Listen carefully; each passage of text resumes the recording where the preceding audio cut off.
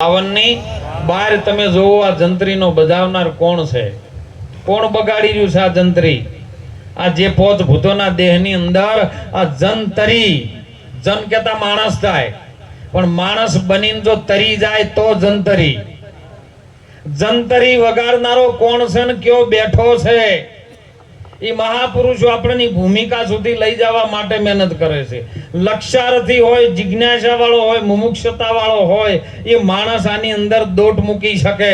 બાકી વેવલાવેડા કરતો એનું ભજનમાં કોમ નથી રમેશભાઈ. કારણ કે ઘણાઓમાં તો મહાપુરુષો કહે છે વિના પાળનું સરોવર ભર્યું છે, આમાં ઘણા ડૂબ્યા ને થોડા તરિયા. દાસ જતુર ને ગુરુ તુલસી મળી ગયા પછી મટી ગયા ઘેર ઘેર નમણા, અને તે પછી જખ મારે જમ દૂતા. સંતોભાઈ ટીંગલા રમત નહીં રમણા. જે વાત આપણને સમજમાં આવે એ સમજમાં આવ્યા પછી જો એનું આચરણમાં મૂકીને અમલમાં મૂકવામાં આવે તો જ આપણને વાતનું જ્ઞાન થાય, ને કે થાય એવું નથી. સમજમાં તો બધાને આવી જાય છે. કહેવા વાળા ઘણાય છે પણ સમજાવવા વાળા કોઈ નહીં. આજે ઠોન આપણે કહીએ છીએ કે આપણે કદાચ 25-30 વર્ષ પાછળ જતા રહીએ તો એ સમયનો જે સમય હતો રમેશભાઈ, બહુ સુખ હતું સાહેબ. ભલે રૂપિયા પૈસા નતા, કપડે મેલા ઘેલા હતા, પણ એ સમયનું સુખ હતું ને 25 ભેળા બેસી અને કોઈનું દુઃખ દૂર કરવા માટે. અત્યારે રૂપિયા ઘણા છે, ગાડીઓ વેલ સેટ બધું ઘણું છે, પણ સુખ નથી. કેમ નથી? કે જે વાતને તમે સ્વીકારવા માંગતા હતા એની સ્વીકારી નથી. અત્યારે બધાને ભૌતિક સુખ જોઈએ છે, પણ સત્સંગ જોવતું. સત્સંગ એટલે સત્યનો સંગ. સુંદર વાત કરી કે કોણ તારી માન, કોણ તારો બાપ? સત મોરી માન, ધર્મ મોરો બાપ. સંતોએ કીધું તો એ સત મોરી માને બાપ, ધર્મ મારે હારે ચાલે. એ મને સંતો આલે આદર ભાવ, અને બેહણા મારા ગુરુ આલે રે.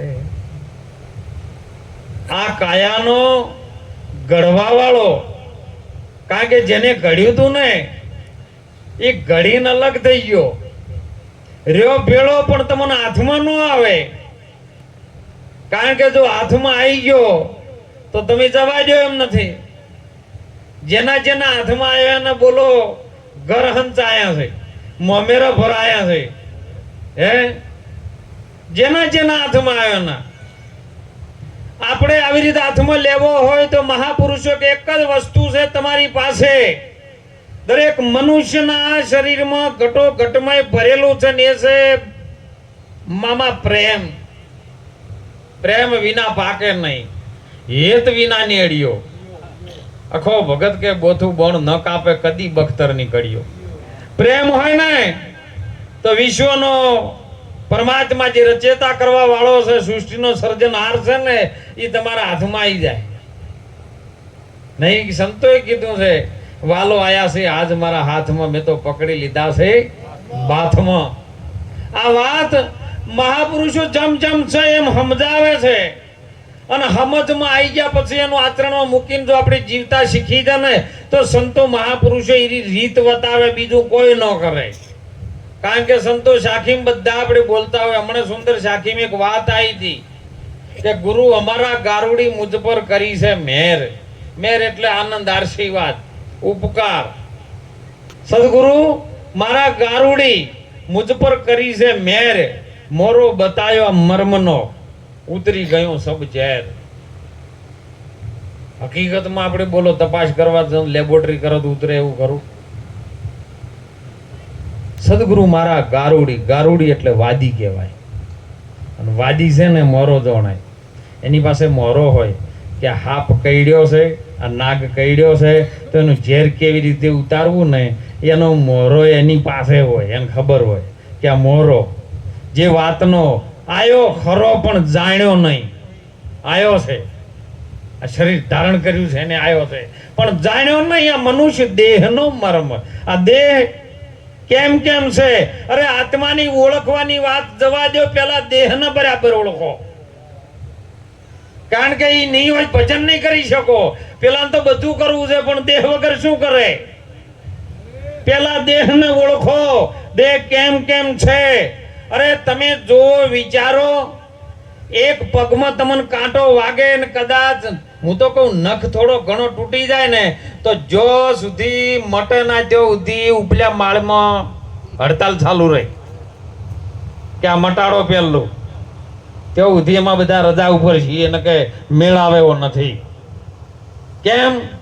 સાધન છે, અને સાધન તો બગડી જાય તો પેલો સાધન હલાવી ન શકે. એટલે સંતોએ કીધું છે, મહાપુરુષોએ કીધું છે કે આયો ખરો છે પણ જાણ્યો નથી મનુષ્ય દેહનો મરમ. એક શેર અનાજને કારણે તે તો કોટિક કર્યા કરમ, કોટિક કરમ કરી નાખ્યા. એક હવા શેરની કોઠી ભરવા સારું થઈ. બેસ્યો ગાયો એમને મણમણના બબે મણના ભારા જોવે છે, કમાવા નથી જાતા.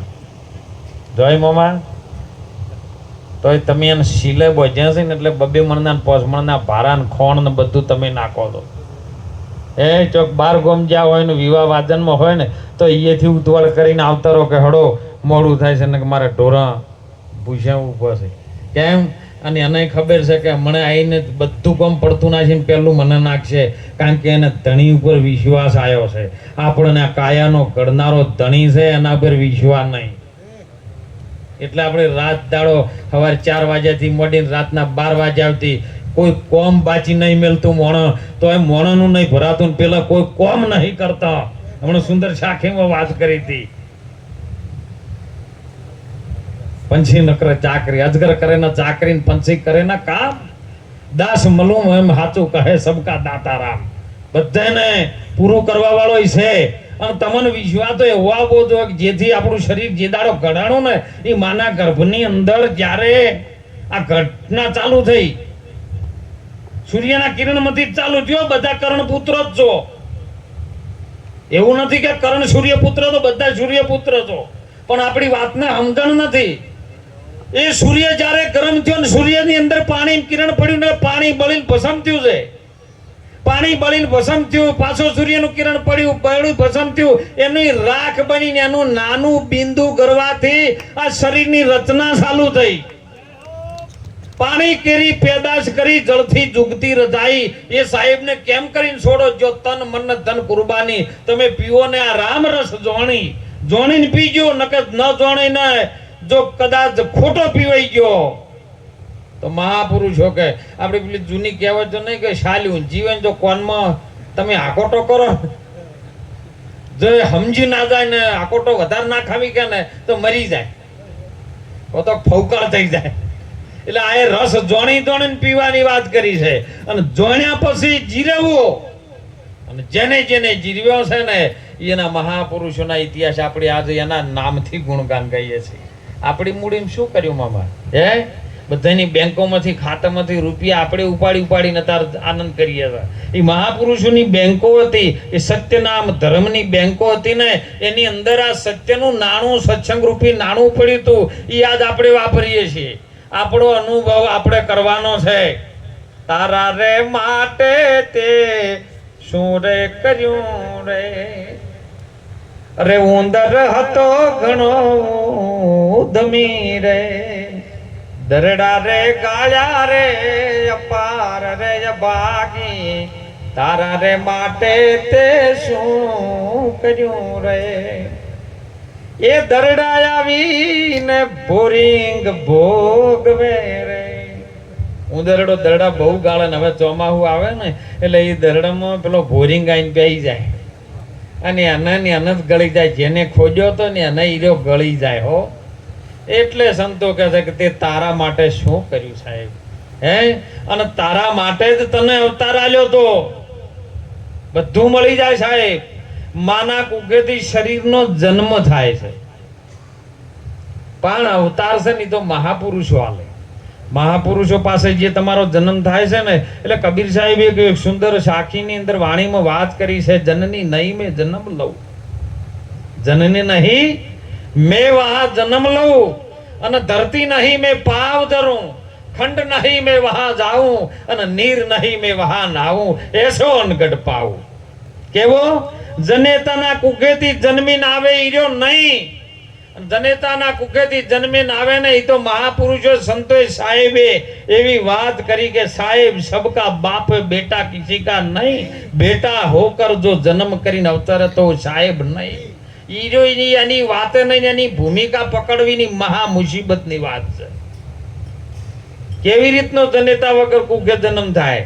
જનેતાના કુખે તમારો શરીરનો જન્મ થાય, પેલો જન્મ્યા પછી આવે, જન્મ્યા પછી આવે ને મોવા પેલો જાય. અગમ વાતો એવી છે તમે ખોળીને કરો ખરી. કોણ આવે છે? બોલવા વાળો. તો મહાપુરુષોએ એમાં ઘડતર પાછું એવું ઘડ્યું છે કે કુરુક્ષેત્રના મેદાનમાં બધા કહે છે કે જન્મ્યા પછી આ શરીરમાં ધારણ કરે છે બોલવા વાળો. તો ઉત્તરાના ગર્ભમાં અભિમન્યુ બોલ્યો. કેવી રીતનો બોલ્યો? એનું સીધું સિદ્ધાંત છે સાહેબ. મહાપુરુષો લક્ષ્ય રાખજો વાતમાં.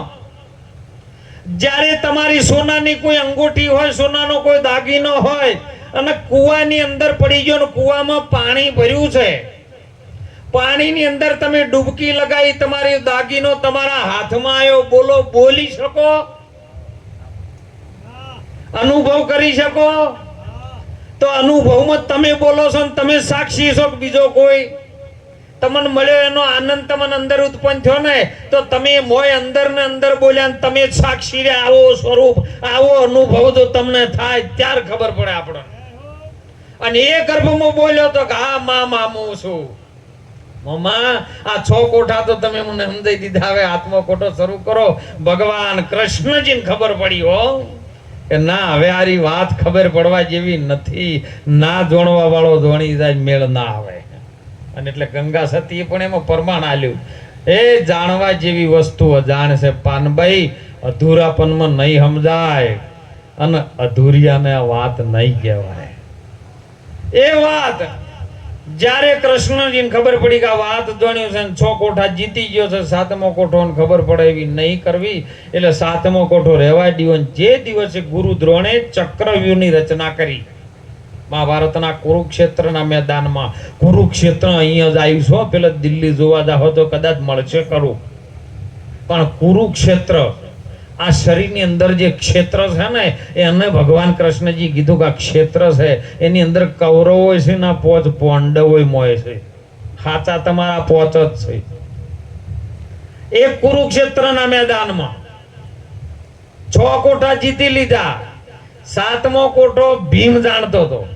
ભીમ કે કશું ચિંતા કરશો નહીં, હું ગદાના પ્રહારથી આ હાથમાં તો તોડી નાખીશ. ત્યારે બધા અત્યારે 6 કોઠા બધા જીતીને આયા છો, પણ કોઈને ખબર નહીં. કારણ કે અભિમન્યુ જયારે નીકળ્યો ને એટલે માં કુંતાજી હોમાઈને ઉભો હતા અને કીધું કે બેટા ચક્રવ્યૂહની રચના તું જાણે છે, તારો બાપ પાતાળ લોકમાં ગયો છે. અર્જુન અને ભગવાન કૃષ્ણજી સિવાય આ ચક્રવ્યૂહની રચના કોઈ જાણતું નથી. અને તું કહ્યું કે હા, મેં મારી માના ગર્ભમાં 6 કોઠા તો જીત્યા છે, 7મો કોઠો દાદા ભીમ ભાગશે. અને ચક્રવ્યૂહ જાણો કે હા, તો કે ઉભો રે, આ જેવો તેવો ખેલ નહીં, આ તો ગુરુ દ્રોણનો ખેલ છે. ગુરુ જ્યારે ખેલ રચે ને એટલે કોઈ વિશ્વની તાકાત એને કશું ન કરી શકે. તો કે ઉભો રે, અમર રાખડી બોતું તને. કેવી રાખડી? હમણાં બળે ઉપર આવે એવી રાખડી નહીં, અમર રાખડી, જે તું મરી ન શકે એવી રાખડી બોતું. રાખડી છે. કેવી રાખડી? અને રાખડીનો પ્રકાર જેવો છે, તમે જોજો રાખડી પર પેલું ભૂમતું આવતું. અત્યારે તો બધી વેરાયટીઓ ઘણી આવી છે કમાવા સારું થઈને, પણ પહેલા ભૂમતું આવતું અને 2 બાજુ શેડા ભૂમતા વાળા આવતા.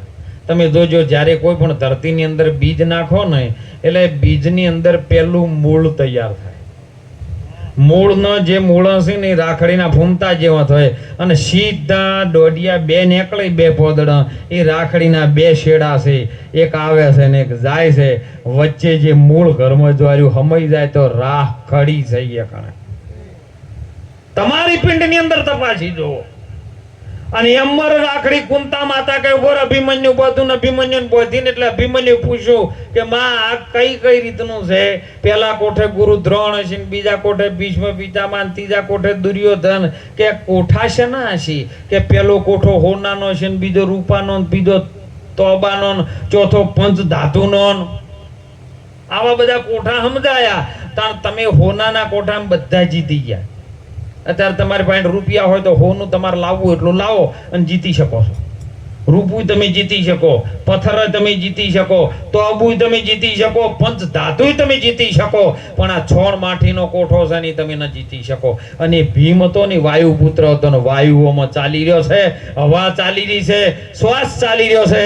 એ જ તોડી શકે, બીજો તોડી શકે એવો ઈ તોડવા વાળો જેને મહાપુરુષે કીધું ને 6 કોઠા માર્યો હલવાનો સાહેબ. પેલા ખબર પડી કે હાથ માર્યો તોડી નાખશે, કારણ કે આ તો ભીમ હતો, વાયુ પુત્ર હતો અને વાયુ બધું તોડી નાખે. પવન પુત્ર કે તોડી નાખશે. એટલે ગુરુ દ્રોણે રચના કરી કે ગમે એ કરો. ભગવાન કૃષ્ણ કે મારા રચેલા માર્યો આગા પાછું કરે કોઈ માનવીની તાકાત નથી. એટલે કૃષ્ણ ભગવાને સીધું જ અશ્વત્થામા નામનો હાથી ગોડો કરી નાખ્યો અને કે દોડો. ભીમને કે તારો અશ્વત્થામા હાથી ગોડો જો છે, તારા સિવાય આર્યો બંધાયો. તણ અહંકાર રૂપી જે અશ્વત્થામા કેવો અસ્તવસ્ત જેનું મગજ થઈ જાય ને એ અહંકારમાં આવી જાય ને અહંકાર રૂપી જે હાથી છે ને ગોડો થઈ જાય એટલે કોઈના કહેવામાં ના રહેજો. અને ભીમને જો ને ભીમે જ્યારે અશ્વત્થામા હાથીને માર્યો ત્યારે ખબર પડી કે ગુરુ દ્રોણ હથિયાર ન મૂકે તો હથિયારો મેળ પડે એવો નથી.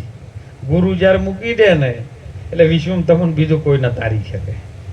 અને કીધું કે ગુરુ દ્રોણે તો કદાચ હું સાચું મોનું ખરો, પણ જગતના કોઈ જીવ ઉપર મને વિશ્વાસ નથી.